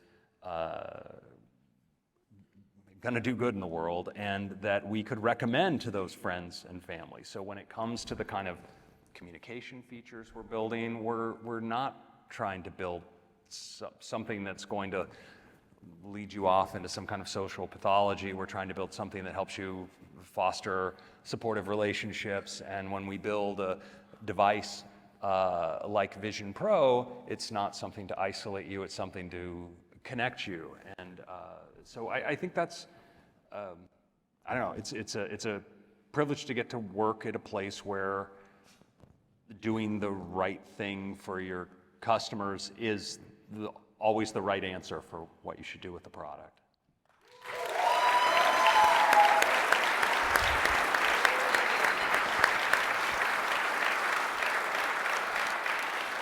All right, that brings us to the Blitz round. Wow, okay. As always, the uncomfortable questions. Did Rockwell get a blitz round? The big story last year, going through this year, heading into next year, is our regulations in the European Union. One of them... So Rockwell definitely didn't get European competition regulation. But one of them is, at least as I understand it right now, that at some point next year, side loading is going to be mandated on mobile platforms that are defined by a definition that applies to iOS and Android. I mean, for lack of a better definition. Android. But there was... Yeah. Hats off to you. But a lot of people were anticipating in Monday... Wrong room. A lot of people...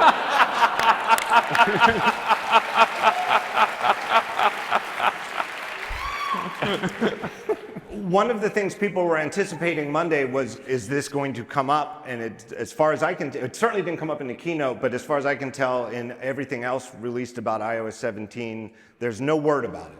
And I'm curious if there is something there that I missed, or it's still not set in stone. Where does this stand? Well, I guess I'd return to my previous comment, which is we want to make sure that whatever we do is the right thing for our customers and the safety of our customers. We are working with the EU on what safe compliance could look like, and don't have anything more to talk about today. I don't know if that was a blitz answer, but that is, Another recent story that really caught my eye was I think 2, maybe 3 reports in the Wall Street Journal from my friend Joanna Stern and Nicole Nguyen about thieves, rings of thieves who figured out that your device passcode with your iPhone, by design, not by oversight, is the keys to your entire iPhone kingdom. And of course, nobody wants to have their iPhone stolen, but it's like an order of magnitude worse if your iPhone is stolen by a thief whose scheme is to somehow surreptitiously snoop your passcode, and now they've got your phone and they're in your phone because you can get in with your passcode. And it seems from their reporting that it's not a massive problem, but it's not an obscure problem either. And it didn't seem like there's any news on that front as to how to possibly mitigate it. yeah. I guess I'd just say that first, I mean, it's a super bad thing if someone gets your phone from you and steals it and has your passcode. It has always been the case that if someone has your phone and your passcode, any phone, and you have your passcode, you're now in someone's email. And for virtually every service in the past, once you have someone's email, usually the password reset function is send me an email to confirm. And so this kind of situation of owning access to a phone that has those communication channels has always been problematic. Features like Face ID are in part to help make sure that you can access your device without using your passcode all the time in all of these situations where someone might attempt to shoulder surf you. And so I think that protects a lot of users. We continue to look at other ways to address this. It is, as you say, a rare problem, but nonetheless an important one. So we're continuing to work on it. You're on it. We are on it. That about wraps it up for me. Okay. I do want to, as usual, give thanks. I have a list of people here. I want to thank my wife, Amy. She runs everything that happens before the show starts. I don't know how this would happen without her. My friend Paul Kafasis, the voice who does the introduction. I want to thank our presenting sponsor, Kolide, just a great company. Very, very happy to have them sponsoring the show. I want to thank everybody here at the California Theater. This staff here is so nice. Oh my God. I hope you guys out in the lobby have had as pleasant experience with the staff up there, the ushers, as I have with everybody backstage here. They're just the nicest people to work with.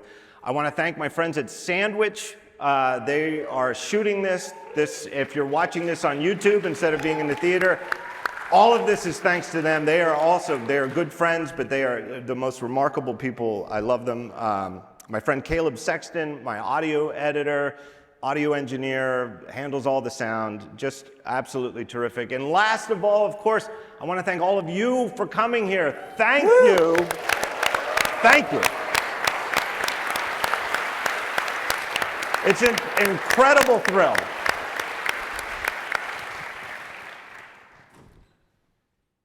But I have one more question.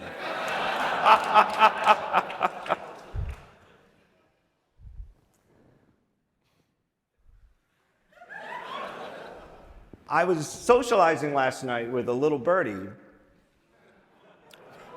who told me that unlike last year in the keynote when crack product marketers made it seem as though you could shoot basketballs 60 feet and... He can. He did that. It was real. Sure, Jaws. All right.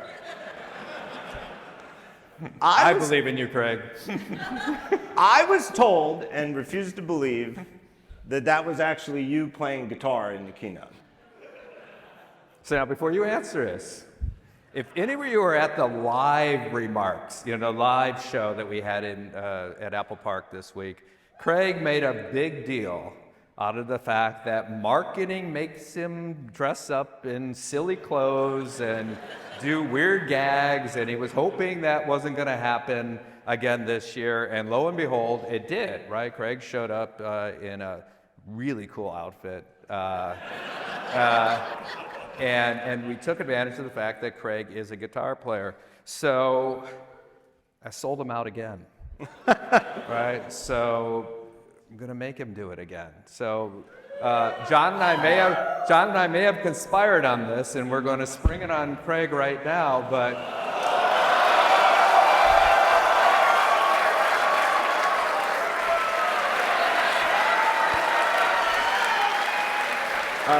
start with this. Seriously? Start with this. Okay. Now, if only I had a guitar.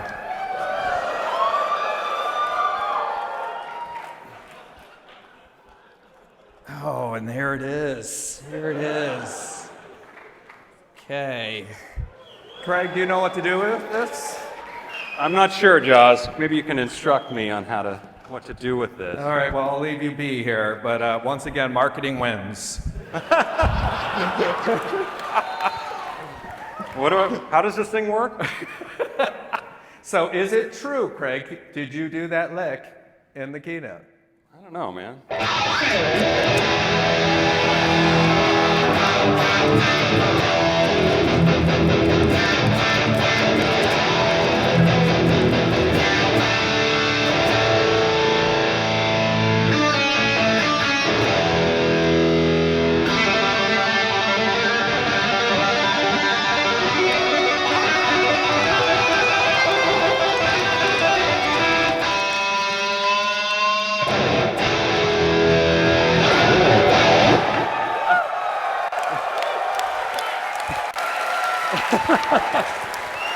Thank you very much. Good night.